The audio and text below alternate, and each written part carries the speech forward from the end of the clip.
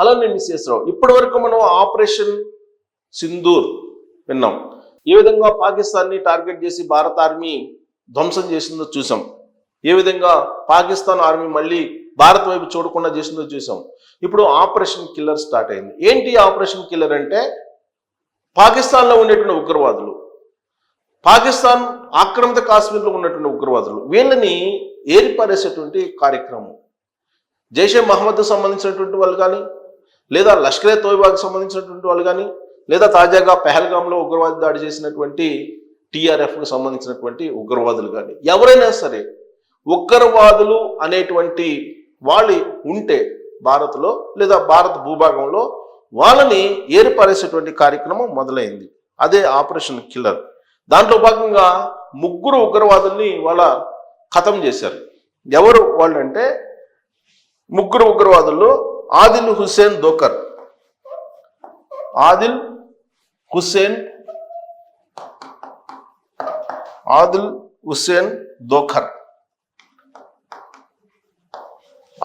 దోకర్, ఇక అలీబై. ఇతను అలీబై అనే అతను పెహల్గాం ఉగ్రవాద దాడిలో కీలకంగా వ్యవహరించారు. హషీం ముసాలా వీళ్ళ కోసం గాలిస్తున్నారు.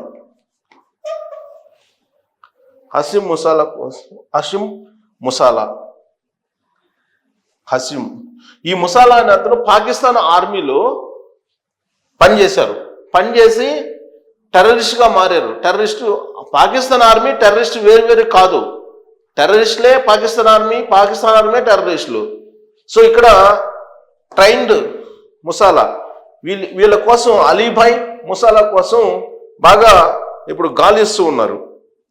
టెర్రర్ ఫ్రీ కాశ్మీర్ని మార్చాలి, జమ్మూ కాశ్మీర్ని, ప్రత్యేకించి కాశ్మీర్ని టెర్రర్ ఫ్రీ కాశ్మీర్గా మార్చాలని చెప్పేసి ఆపరేషన్ కిల్లర్ స్టార్ట్ చేశారు.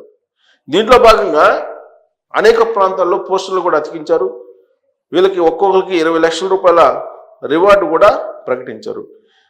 అయితే ఏర్వేద కార్యక్రమంలో పక్కా సమాచారంతో మొదలుపెట్టిన ఈ కార్యక్రమంలో ప్రత్యేకించి 3 ఇవాళ ఎన్కౌంటర్ చేశారు. భద్రతా దళాలకు ఉగ్రవాదులకు మధ్య భీకరమైనటువంటి పోరాటం జరిగింది. ఎన్కౌంటర్ 3 చేశారు. ఈ ఎన్కౌంటర్లో లష్కరే తోయిబాకు సంబంధించినటువంటి వాళ్ళు హతమయ్యారని చెప్పి తెలుస్తుంది. రాష్ట్రీయ రైఫిల్స్ ఇచ్చినటువంటి దీని ప్రకారం 3 హతమయ్యారు, 3 కాల్చేశారు ఉగ్రవాదుల్ని అని చెప్పి తెలుస్తుంది. అయితే ఆదిల్ హుస్సేన్, అలాగే అలీభై ముసాలా వీళ్ళ 3 పహల్గాం ఉగ్రవాద దాడిలో పాల్గొన్నటువంటి వాళ్ళు. వీళ్ళని వేటాడుతుంది ఇప్పుడు ఉన్నటువంటి మన ఆర్మీ, అలాగే రాష్ట్రీయ రైఫిల్స్ ఈ కాశ్మీర్లో వీళ్ళ కోసం వెంటాడుతుంది. అట్ ద సేమ్ టైం పాకిస్తాన్లో ఉండేటువంటి ఉగ్రవాద స్థావరాల మీద, అలాగే పాకిస్తాన్లో ఉన్నటువంటి ఉగ్రవాదుల మీద కూడా నిఘా నీడని పెంచింది. దాంట్లో భాగంగా మన డిఆర్డిఓ డిఫెన్స్కి సంబంధించినటువంటి పరికరాలను తయారు చేసేటువంటి దాన్ని స్పీడప్ చేసింది. ఇప్పుడు భారతదేశ వ్యాప్తంగా ఉన్నటువంటి డిఫెన్స్ తయారీ కంపెనీలకు ఇండెంట్ ఎక్కువ ఇచ్చారు. దాంట్లో భాగంగా హైదరాబాద్లో ఎక్కువగా బ్రహ్మోస్ హైదరాబాద్లో తయారైంది. అలాగే అనేకమైనటువంటి పరికరాలు హైదరాబాద్లో తయారవుతున్నాయి, హైదరాబాద్ డిఆర్డిఓలో డిఫెన్స్ దాంట్లో. సో కాబట్టి బ్రహ్మోస్ ఏ విధంగా పనిచేస్తుందో మనందరికీ తెలుసు. బ్రహ్మోస్ కీలకమైనటువంటి పాత్ర పోషించింది. ఈ బ్రహ్మోస్ సూత్రధారి కానీ, లేదంటే బ్రహ్మోస్కు సంబంధించినటువంటి తయారీ కానీ మొత్తం హైదరాబాద్లో జరిగింది. హైదరాబాద్లో ఈ డిఫెన్స్కు సంబంధించినటువంటి పరికరాలను చాలా వేగంగా తయారు చేయాలి, నెంబర్ ఆఫ్ పరికరాలు తయారు చేయాలని కేంద్ర ప్రభుత్వం ఇండెంట్ ఇచ్చేసింది. ఆ మేరకు జనరల్గా యుద్ధం జరిగేటప్పుడు ఇలాంటి ఆర్డర్స్ ఇస్తూ ఉంటారు. ప్రస్తుతం యుద్ధం లేదు, సీజ్ ఫైర్ ఇరు దేశాల మధ్య కొనసాగుతూ ఉంది. అయినప్పటికీ భారతదేశం ఆయుధ సంపత్తిని పెంచుకునేదానికి ఆ తయారీకి సంబంధించినటువంటి కంపెనీలకు ఆర్డర్స్ని ఫుల్గా ఇస్తూ ఉంది, ఇండియన్కి. అలాగే ఉత్తరప్రదేశ్లో కూడా ఈ మధ్య 2 రోజుల క్రితమే కొత్తగా ఆయుధ తయారీకి సంబంధించినటువంటి కంపెనీల ప్రారంభోత్సవాలని చేశారు.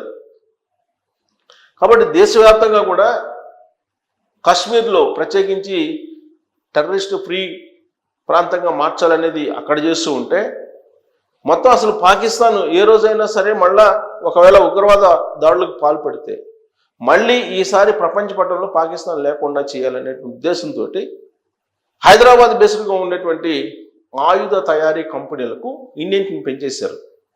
బ్రహ్మోస్ లాంటివి, అలాగే అనేక యుద్ధ విమానాలకు సంబంధించినవి, మిజైల్స్, డ్రోన్స్ తయారీకి సంబంధించినటువంటివి హైదరాబాద్లో అనేక కంపెనీలు తయారు చేస్తున్నాయి, డిఫెన్స్కి సంబంధించినటువంటివి. సో వాటికి ప్రత్యేకమైన ఆర్డర్స్ ఇచ్చి డ్రోన్స్ కానీ, మిజైల్స్ సంబంధించిన వస్తువులు కానీ, లేదా ఇప్పుడు బ్రహ్మోస్ లాంటివి కానీ తయారు చేయడానికి ప్రత్యేకమైనటువంటి ఒక కార్యక్రమాన్ని చేస్తూ ఉన్నారు. హైదరాబాదు దానికి చాలా కీలకంగా ఉంది. మరోవైపు ఆపరేషన్ కిల్లర్ స్టార్ట్ చేశారు కాబట్టి ఇది ఎటువైపు వెళ్తుందో తెలియదు. ఇప్పటికే దేశంలో అంతర్గతంగా ఉన్నటువంటి తీవ్రవాదాన్ని అంతమొందించేదానికి, తీవ్రవాద రహిత భారతదేశంగా ఏర్పాటు చేయడానికి ఆపరేషన్ కగార్ని కొనసాగిస్తూ ఉన్నారు. ఛత్తీస్గఢ్ అడవుల్లో జల్లెడ పడుతూ ఉన్నారు. మరోవైపు ఉగ్రవాదాన్ని, సీమాంతర ఉగ్రవాదాన్ని కంప్లీట్గా లేకుండా చేసుకునేందుకు సరిహద్దుల్లో ఉండేటువంటి దేశాల సహకారం తీసుకొని పాకిస్తాన్ లాంటి దేశాన్ని ఖచ్చితంగా వెంటాడాలి అనేటువంటి ఒక టార్గెట్గా పెట్టుకుని ఆపరేషన్ కిల్లర్ని కొనసాగిస్తూ ఉంది. అందులో భాగంగానే పెహల్గాం దాడిలో పాల్గొన్న ఉగ్రవాదుల అంతాన్ని చూసేందుకు ఇప్పుడు భారత ప్రభుత్వం, భారత ఆర్మీ నిర్దేశించుకుంది. ఇప్పటి వరకు అయితే వాళ్ళు ఇంకా భారత ఆర్మీకి చిక్కలేదు. బట్ కొంతమంది ఉగ్రవాదులు ఉన్నారు, ఉగ్రవాదులకి సానుభూతి పరులు ఉన్నారు, ఉగ్రవాదుల నీడలో బతికేటువంటి వాళ్ళు ఉన్నారు. వాళ్ళని మాత్రం ఐడెంటిఫై చేశారు. కొంతమంది ఉగ్రవాదులతోటి భారత ఆర్మీకి మధ్య భీకరమైన పోరు జరిగింది ఇప్పుడు మంగళవారం రోజు. దాంట్లో 3 హతమయ్యారు ఉగ్రవాదులు. వాళ్ళు లష్కరే తోయిబాకు సంబంధించినటువంటి వాళ్ళు, కరుడుగట్టిన నేరస్తులు అంటున్నారు. సో ఇప్పుడు పాకిస్తాన్ ముందుకు వచ్చి మసూద్ ఆజాద్ ఎవరితను అంటే లష్కరే తోయిబా చీఫ్, ఆయన ఇస్లామాబాద్ నుంచి ఢిల్లీకి రక్తం పారిస్తానని చెప్పి అన్నారు. మోడీని చంపుతానన్నాడు. మరి అతన్ని అప్పచెప్పాలి ఇప్పుడు పాకిస్తాన్. అలాగే పెహల్గాం ఉగ్రవాద దాడిలో పాల్గొన్నటువంటి వాళ్ళని కూడా అప్పచెప్పాలి. పాకిస్తాన్కి తెలియకుండా, పాకిస్తాన్ వ్యూహం లేకుండా ఇది జరగల. ఈ ముసాలా కానీ, లేదంటే అలీబాయ్ కానీ, ఆదిల్ హుస్సేన్ కానీ, వీళ్ళందరూ కూడా పాకిస్తాన్ ఆర్మీతో టచ్లో ఉన్నటువంటి వాళ్ళు, పాకిస్తాన్ ఆర్మీ వ్యూహం ప్రకారం పనిచేసినటువంటి వాళ్ళు. కాబట్టి వాళ్ళని అప్పజెప్పాల్సినటువంటి బాధ్యత పాకిస్తాన్ మీద ఉంది. లేదంటే రాబోయేటువంటి రోజుల్లో ఖచ్చితంగా మళ్ళా యుద్ధం వచ్చే అవకాశం ఉంది. ఇప్పుడు యుద్ధం ఆగిపోయిందంటే ఆగిపోలేదంటున్నారు కొంతమంది. జస్ట్ ఇది ఒక విరామం మాత్రమే అంటూ ఉన్నారు.